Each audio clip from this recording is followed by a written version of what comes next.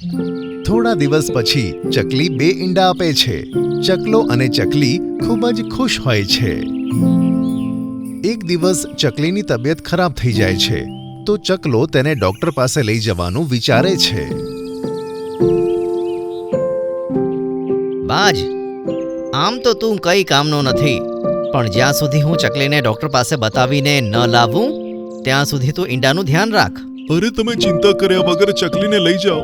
ઈંડાની સુરક્ષાની જવાબદારી મારી છે. ચકલો અને ચકલી ઈંડાને ઝાડ પર છોડીને ડોક્ટર પાસે જતા રહે છે. પેલો સાપ આ જ મોકાની રાહ જોઈ રહ્યો હતો.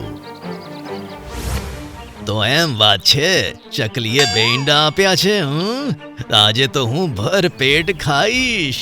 હમણાં જ આ ઈંડાને આહાર બનાવું છું, પણ આ બાજ તો અહીંયા બેઠેલો છે. અરે, આ બાજ શું કરી લેશે? તેની તો પાંખો જ નથી. આનો વિશ્વાસ રાખીને ચકલી તેની ઉપર ઈંડા છોડીને ગઈ છે. કેટલી મૂર્ખની વાત છે. સાપ ઝાડ પર ચઢી રહ્યો હતો, તો બાજ તેને જોઈ લે છે.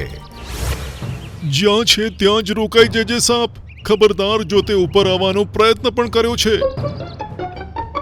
આ મને કોણ ખબરદાર કરી રહ્યું છે? એક અપંગ બાજ જે ઠીકથી ઉડી પણ નથી શકતો. જો તું થોડુંક પણ આગળ આવ્યો ને, તો આ તારા માટે સારું નહીં હોય. હું ચકલીના બંને ઈંડાને ખાઈશ. જોઉં છું મને કોણ રોકે છે. ચકલીના ઈંડા સુધી પહોંચવા માટે પહેલા તારે મારી સાથે મુકાબલો કરવો પડશે. હા. અચ્છા, તો તું મારી સાથે મુકાબલો કરીશ? સાપ બાજની ચિંતા કર્યા વગર ઝાડ પર ચઢી જાય છે. પણ જેવો તે ઉપર ચઢી જાય છે, બાજ તેને પોતાના પંજામાં જકડી લે છે. તે પોતાના પંજામાં એટલો જોરથી જકડે છે કે સાપ છૂટી જ શકતો નથી.